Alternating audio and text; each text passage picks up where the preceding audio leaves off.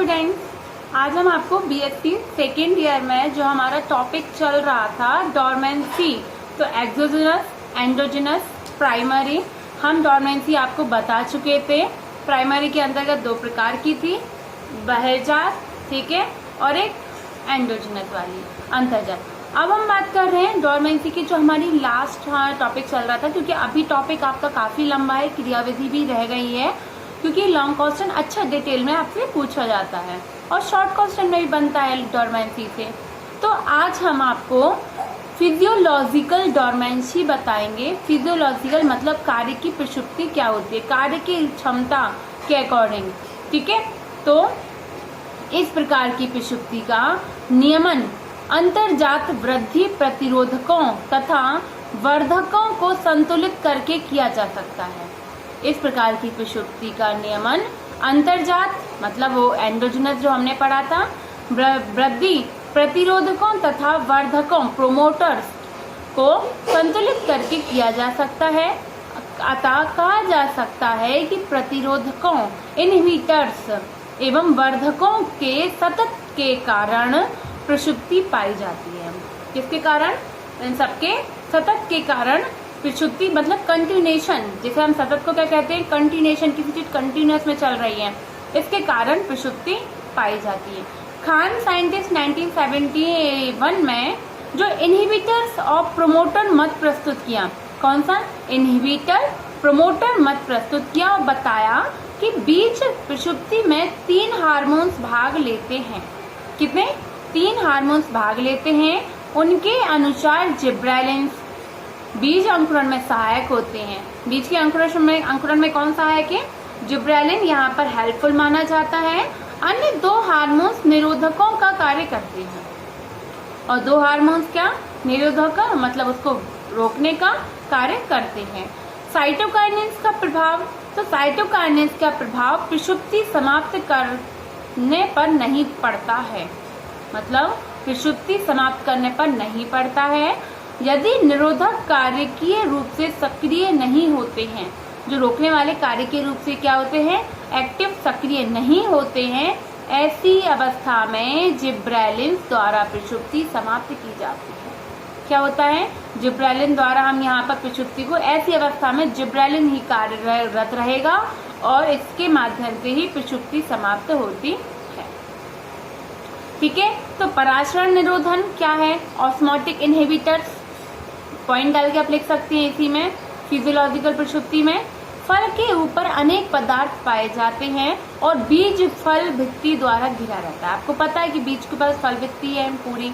चुकंदर में अकार्बनिक पदार्थ बीज अंकुरण के लिए निरोधक का कार्य करते हैं। उसमें कुछ अकार्बनिक पदार्थ है जो बीज के निरोधक के लिए तो रोकते हैं अंकुरण में, ठीक है।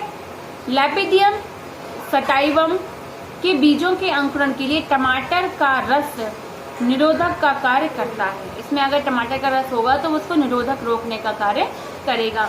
मेयर आदि ने बताया कि यदि रस की सांद्रता 1:25 होने पर भी यह प्रभावशाली होता है, ठीक है। समझ में आ रहा है?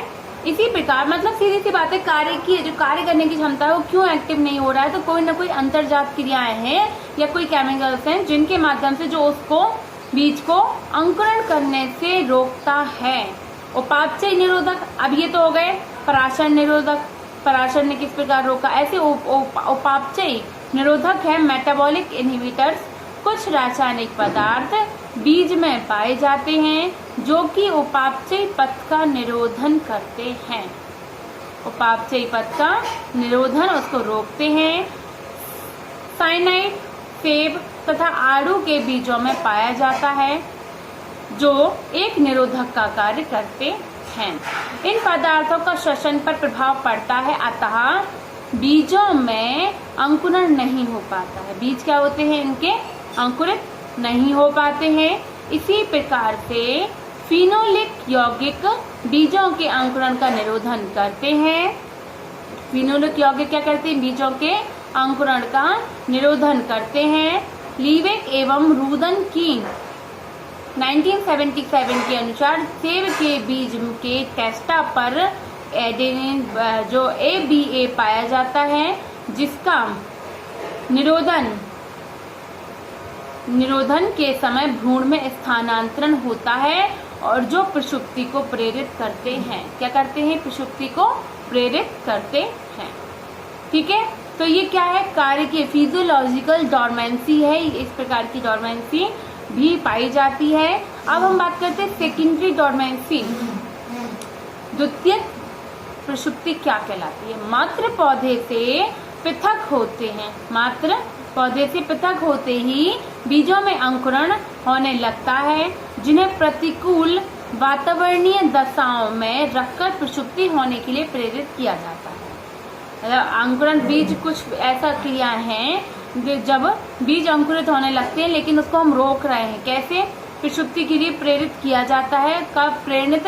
प्रतिकूल वातावरणीय दशाओं में रखकर। शरद, जौ तथा बसंत गेहूं को द्वितीयक प्रसुप्ति के लिए को निम्न प्रकार प्रेरित किया जा सकता है। कैसे प्रेरित करेंगे? क्यों रोकेंगे? क्योंकि हमें उनको दूसरे टेम्परेचर के अकॉर्डिंग बीट का वहाँ पे जर्मिनेट कराना है। तो फर्स्ट पॉइंट, शुष्क जौ के बीजों को 50 से 90 डिग्री सेल्सियस तापमान पर उपचारित करके इसको प्रसुप्ति कर देते हैं हम। शरद जौ का 7 दिन तक भंडारण 20 डिग्री सेल्सियस पर उच्च नमी पर रखकर किया जा सकता है इसका डॉर्मेंसी। वायु निरोधक बर्तनों में बसंत गेहूं का 1 दिन के लिए भंडारण करके भी इसको भी निरोधक किया जा सकता है। बीजों को 20 डिग्री सेल्सियस पर 1 से 3 दिनों तक पानी में भिगोकर अंधेरे में रखने पर भी इसमें प्रसुप्ति को प्रेरित किया जा सकता है। तो द्वितीयक प्रसुप्ति का प्रेरण बीजों के 45 दिनों तक कार्यकीय परिपक्वन के पश्चात किया जा सकता है। किस रूप से?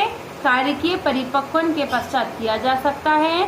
सामान्य रूप से प्राथमिक प्रसुप्ति की भांति शीतलन, दीप्तता, जिब्रेलिन्स तथा 20 डिग्री सेल्सियस पर भंडारण द्वारा द्वितीयक प्रसुप्ति को भी समाप्त किया जा सकता है और हम इस प्रकार की प्रसुप्ति को भी यहाँ पर समाप्त कर सकते हैं।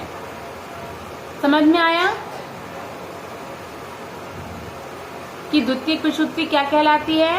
अब प्रसुप्ति की क्रियाविधि है कि हार्मोन द्वारा कैसे उनका नियंत्रण करना होता है, ठीक है, और किस प्रकार से इनके नियंत्रण की प्रोसेस चलती है। तो इसमें भी कई पॉइंट्स हैं कि टेम्परेचर, प्रतिबंधित ऑक्सीजन अंतर्ग्रहण की क्रिया और प्रसुप्ति को नष्ट करने की विधियां। तो यहाँ पर हमारी प्रसुप्ति अभी फिनिश नहीं हुई है। नेक्स्ट टॉपिक आपका ये प्रसुप्ति कल भी चलेगा और कल के बाद में आपको प्रसुप्ति का नया टॉपिक जो हमारा छूटा हुआ था वह हम कंप्लीट कराएंगे।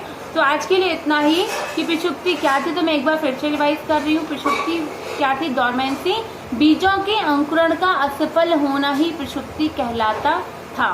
प्रसुप्ति के प्रकार जिसे मैंने प्राथमिक और द्वितीयक बताए थे, बहिर्जात और अंतर्जात प्राथमिक प्रसुप्ति में थी, द्वितीयक प्रसुप्ति मैंने अभी आपको बता दी है, ठीक है। तो इस प्रकार से आपको प्रसुप्ति करना है, ठीक है। तो नेक्स्ट वीडियो कल। Next, thank you.